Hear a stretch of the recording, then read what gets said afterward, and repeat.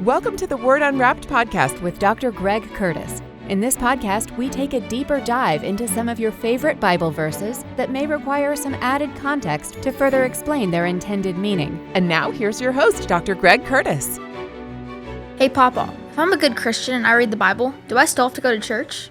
That's a good question. You know, we're living in a day where there's all kinds of churches, and we're living in a day where church is, it's important, but at the same time, we've all been in churches that maybe were not the healthiest for us. So, you know, going to church, yes. Finding the right church, that's the question. And of course, if I would ask you, or I'd ask Lee, what is it that if you're looking for a church, what is it that you consider to be the most important elements?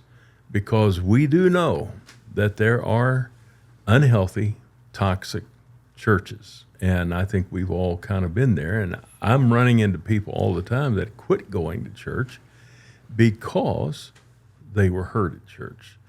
And donuts. Donuts. That's the only thing I want. Just wanted to answer your question. Okay. Donuts. You know, and that's, no, it's just donuts. Charlie, what about you, bud? What are you looking for? Well, I think I feel like I should focus more on like what I don't want to see. I feel like that would be a better way to answer the question. Because like when I go to a church, and what sets me off a lot is when the first thing I talk about is, oh, well, we need this much amount of money for this, or we need people to volunteer for this, or people volunteer for that. I feel like that's, although yes, you should help the church, I feel like that should be worked into your message instead of just hey, we're going to dedicate 15 minutes to talk about why you need to help us, and why, instead of sharing what we came here to hear. Oh, man. Yeah. Boy, you went right there, huh? Well, you said you want me to talk. So. No, it's good. No, also, it's good. Also, there's more. Well, I also get set off when like the pastor says like, hey, well, if you don't like what I'm saying or you disagree, okay, fine by me. Because I feel like although, yes, you're the pastor, you can still get things wrong. I feel like you should also, like when I hear a side of an argument, I always try to hear the other side of the argument before saying like, oh, he's right, he's wrong. I feel like the pastor should listen to what they have to say before they say, oh, you're wrong. Well, let me ask you this. I'll ask Lee this question. If the pastor says something that is either unscriptural or way off base, what should be our response? How do we respond to the pastor whenever we feel like there's, not every sermon is a home run, and some sermons have controversial, and other times they just have things just totally doctrinally different or maybe even wrong. And how do you respond to a pastor? What should you do? Well, I don't know if you know this. I grew up as a pastor's kid. That's crazy. So I never had a bad church. Okay. Until I was 18 and left home. And that's when I went, church shopping, let's say. I hate that phrase, but and I realized, oh my goodness, this is, there's a lot. It's Heinz 57 out there. It's for whatever variety I was looking for. I was battling that because that was tough for me. I'd run in and there would be, again, at times, something that I would blatantly disagree with. I think what I had to come down to is short of it being a doctrinal issue, my job was, if I didn't like it, go to another church. There's another church down the road.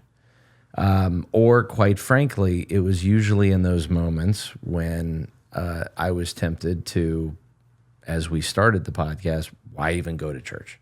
Why do if he lives in me, and I've got the word right in front of me, I can lead my family in worship here, and I can send my money to any cause or mission or ministry or missionary anywhere in the world now financially because of technology.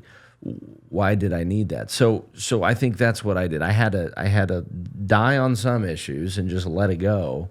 And then the doctrinal issues, that was more difficult, and oftentimes that was when I just found a different church or just stayed home at the Bedside Baptist.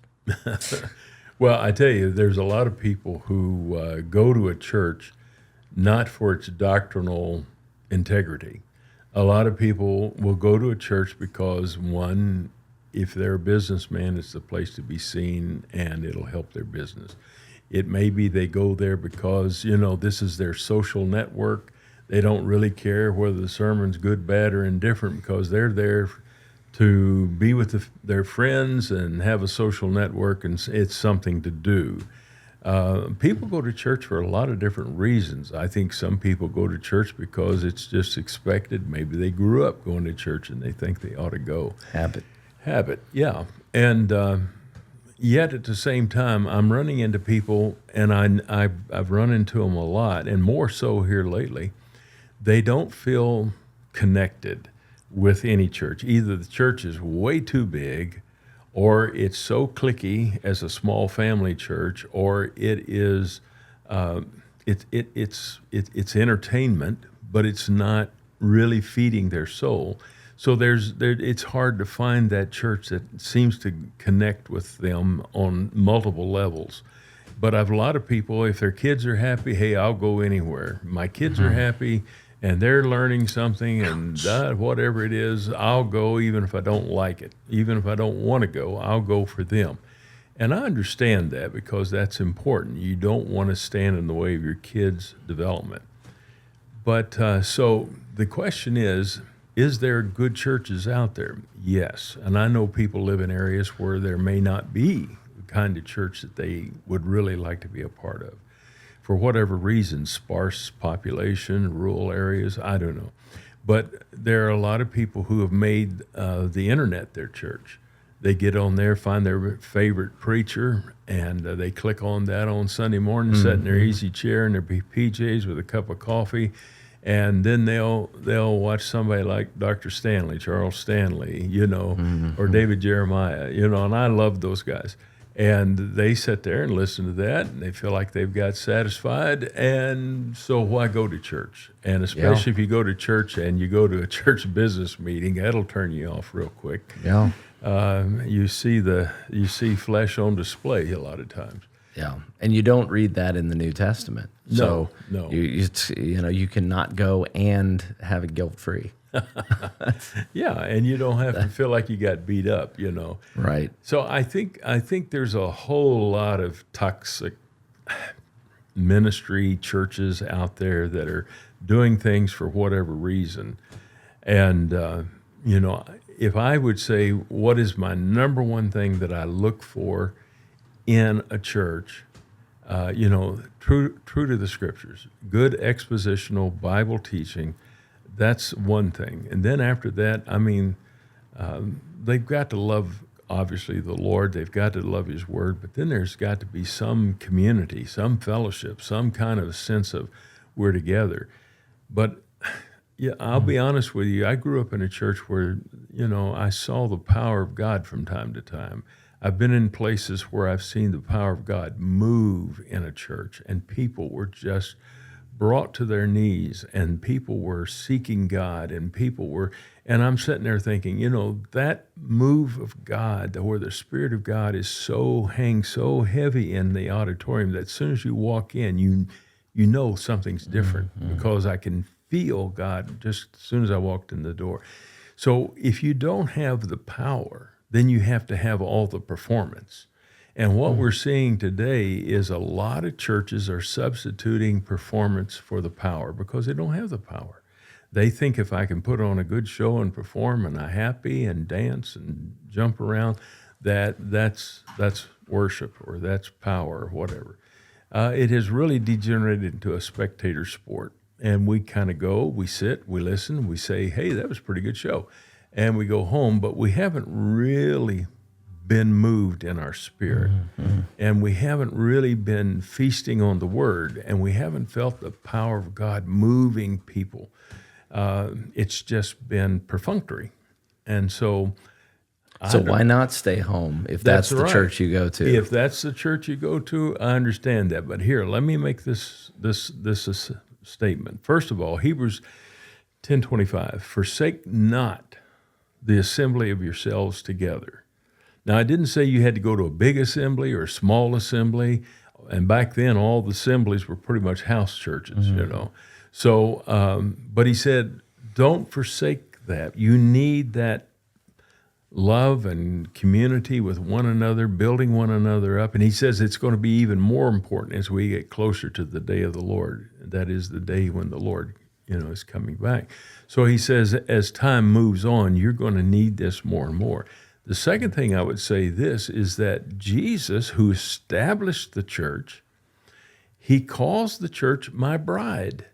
Now, that means the church is important to Jesus. For him to call it my bride, that speaks of intimacy, it speaks of closeness, it speaks of importance, it speaks of something that God himself, in his divine wisdom and plan, said the church, that is going to be an important part. For 2,000 years, God says, I'm going to be moving through the church to get my message out to the world. So, we can't make light of the church. We just can't write the church off because it is the Lord's bride, and it is a place where we can find support and help and community. Because I tell you, when life comes crashing in, and it will, you need brothers and sisters around you. You need to have someone speak the word into your life. You need to have them lay hands and pray in Jesus' name over you. You need to see, from time to time, you're going to need a miracle, and you need to see that. You need to be in a church that it allows for that to happen. Paul said, I came to you not with the enticing words of man's wisdom, but in the demonstration of the power of God, so that your faith would not rest in man, but in God. And that's, to me, the thing that's missing. We have a lot of the wisdom of man. You listen to a lot of sermons, they sound like a seminary lecture. I mean, it is full of facts. It is full of, all these interesting little tidbits. That's fine. But where's the power? Because all the facts, without the demonstration of the power, is going to make it sound like, just another meeting. I want to see God move when I go to church. I want to see the power of God. Well, then here's another question. Say you live on a mountain or somewhere far away and there's no church near you. Then what are you doing? What do you do? You start your own church, a church of one. Well, the thing of it is... that's what churches were, right? I mean, that's what it doesn't have to be more than one. In fact, if you only have one or two, you don't have those church sermons that are always about giving and money because there won't be a need. Who's leading the sermon, but well, Charlie, look at it this way. What did Jesus say? Where 2 or 3 of you are gathered in my name, there I am also in the midst. So here's the thing. If you can, if you can't get out and you can't find those places, then you can still gather 2 or 3, 4 people around in your home, and you can have prayer and worship, and you can have time with the Lord, and you can see God do great things, even in a small meeting like that, because God says, when you gather in my name, I'll be there. So what if the person listening says, then that's what I'll do. That's the church I'll go to. I'll get 3 or 4, and we don't need to go, you just said if you can't get out and find, well, why do I need to get out and find? That's more of a Bible study. That's what Bible studies are today, groups of smaller people. So well, what's the difference between Bible study and a church? That's a good question, Papa. Yeah. Well, a church... the Greek word there for church is the word ekklesia.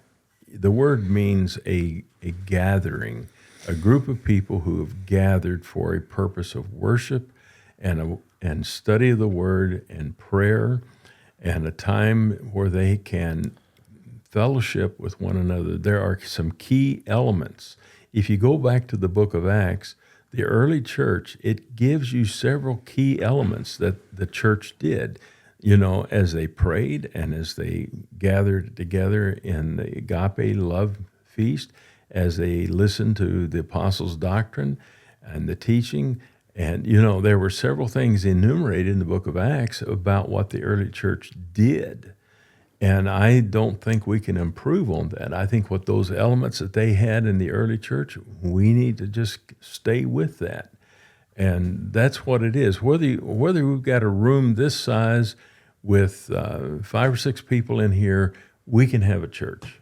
Okay? A church isn't about a number. A church isn't about a place. A church isn't about a building.